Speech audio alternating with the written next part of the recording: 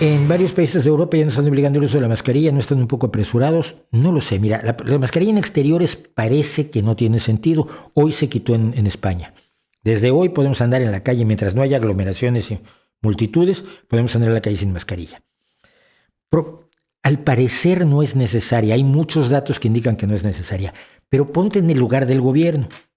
Puedes decir, síganla usando, aunque probablemente no sirva para nada. O puedes decir, dejen de usarla, aunque tal vez se muera alguno. La responsabilidad es muy gorda y entonces yo siento que los gobiernos siempre tienen que actuar según el principio de precaución.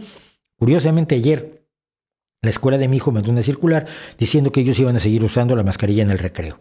Y hoy tuvo que mandar otra circular diciendo, no, la Consejería de Educación nos dijo que esto no lo podemos exigir, solo lo podemos recomendar porque la decisión final es que ya en el recreo, no en el aula, los niños ya no usen la mascarilla.